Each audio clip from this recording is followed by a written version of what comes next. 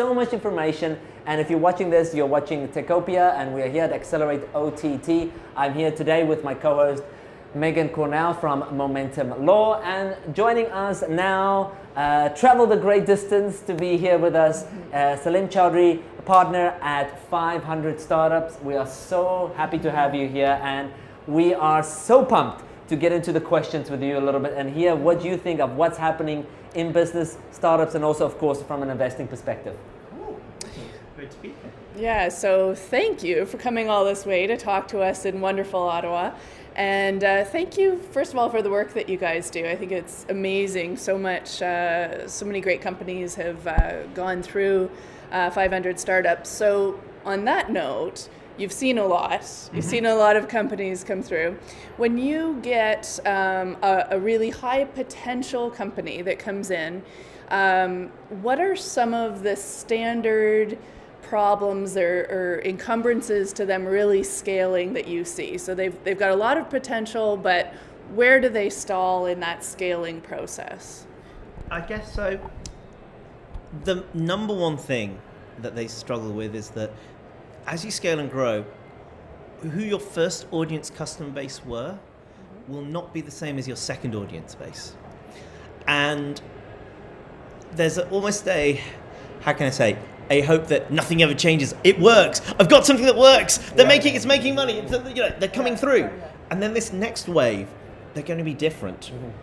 And sometimes that difference isn't naturally in the company. It's not in the DNA of the founders. It's not something that they naturally empathize with. And so learning that empathy, being able to be malleable enough, being able to be humble enough to be able to go, you know what? I have no clue what to do next. I'm going to go out and speak to my customers. I'm going to reach out to them. I'm going to have a conversation with them. Let me understand how do they perceive the pain? Because the biggest challenge in scaling, actually, another way of paraphrasing it, is actually, how do I be a good servant? Because founders often, dare I say, there's the faux cult of Steve Jobs of, I'm Steve Jobs, I know what everybody wants. I'm Jeff Bezos, I know what everyone wants. Ironically, Jeff Bezos doesn't. He's the richest man in the world because he's the most customer-centric man on the earth. His business is hyper-customer-centric. They do everything based on data and conversations. And that data isn't just numbers. It can be garnered from interviews. It can be garnered from speaking with the clients. It's from the qualitative feedback as well. And so that's the challenge in scaling. That next wave will be different. So how do I actually work with that different audience? I get to know them by having really solid interviews and understanding not why do they like my product or not why they like my product, but how do they solve the pain that I currently have? How are they doing it now? What's good about it? What do they dislike about it? And then being humble enough to be able to take that and go, you know what? I need to change some stuff. I need to alter the way we're working. And that to me is the secret sauce. So pivoting, which of course is a word that we love to talk about in the startup world, but pivoting based on, absolutely, but based on empathy, which isn't a word we always hear thrown around in the startup world. So that's really interesting. Feelings are everything. Like, I know it sounds a bit stupid, but if you don't have empathy with your customer, if you don't feel for them, you're never going to actually sell to them, because the reality is almost all decisions are made emotionally first and they're rationalized second. You're wearing an Apple Watch right now. You bought that Apple Watch probably because you like the idea of it, you like the perception of it, and then you post-rationalized it probably by going, well, it'll help me keep fit. It'll help me be more mindful. How often do you use the mindfulness function? Probably not as much as you'd like to admit. So we are on camera after all. So, I mean, there is this harsh reality. And so let's understand this reality and call a spade and work with it.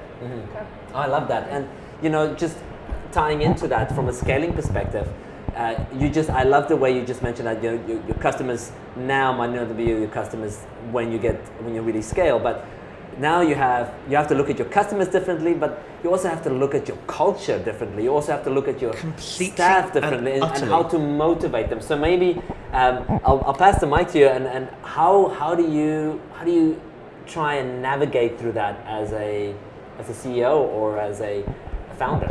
I mean, the company culture thing is, ironically, I often think it's a red herring question, is the honest answer.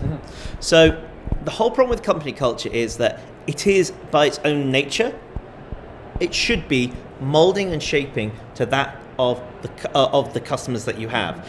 There should never be a fixed culture as such. There are some fixed values that you need to have, but that's not the same as the culture. Because in reality, unless you're being a good servant to your customers and having a culture that mirrors the idea of good service to the largest customer set or the different customer sets you're doing, there is no way you're going to reach the potential and, more importantly, build that customer loyalty. And I know I sound like a nut job going on and on about customers and feelings and doing what's right for them, but it sounds ridiculous. That is the primary difference between a company that raises Series B and exits properly and a company that raises Series B and dies, in my experience. The ones that die are obsessed with the CEO's vision. They're obsessed with like this is what we're building, the change we're doing. It's like, no, do what your customer goddamn wants. So the culture is malleable, and that's the first mistake people make. Don't change. Secondly, they don't allow the founders don't actually immerse themselves as much as they should do through the rest of the company. Because, I'm too busy now, I've got to fundraise, I've got to do this, I've got to do that. You know what? Sometimes you need to spend like a couple of days a week on the shop floor. Actually, you've got armies of teams who can manage it. But unless you're spending that time, helping them understand, showing that you actually care, and showing the way that you respond, and role modeling the behavior, you're going to fail. And that's the one thing that I feel like senior teams, this is where I think a lot of sort of the Series B fund managers, this is where if they can do a huge improvement on, actually focusing on or helping upskill the founders they're investing with that understanding of they need to how to be great role models, and what good role modeling looks like and how to portray that, because that's actually a huge weakness. And the problem is a lot of them have pure finance backgrounds, so they're not used to the operational requirements of all the boring, soft, cuddly, feely, touchy stuff. But it makes the difference. We are in that world today where you want to feel a part of something as a team, and it's sometimes more important that it's not always the money that drives you, and it's not... In a startup, the money can never drive you. Look, you're being paid under market salary. You're being given these, share options, which nobody knows what they actually are going to become. Half the bankers don't know, let's be quite frank and honest. And so why are we doing it? Because it's the people that are around us. That's what... Nobody leaves their...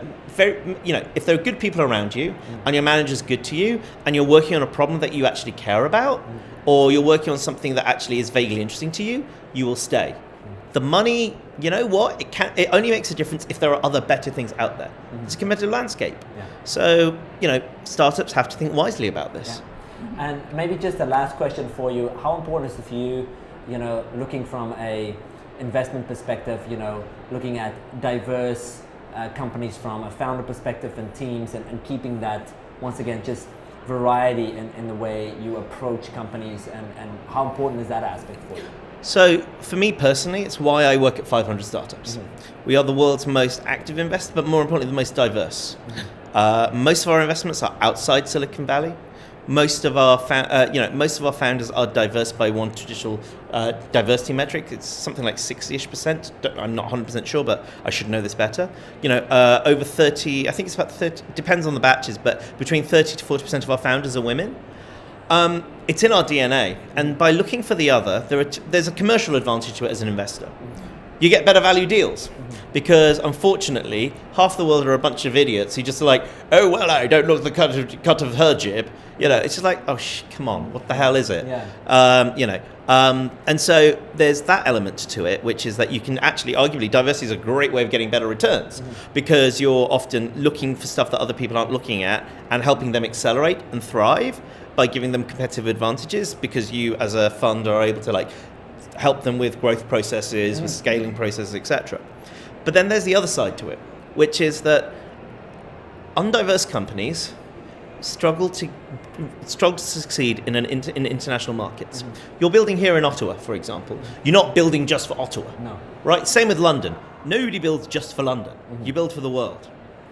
And having that diverse set of views, opinions, and understandings, I'm going to sound cliched, but it's not just a nice to have.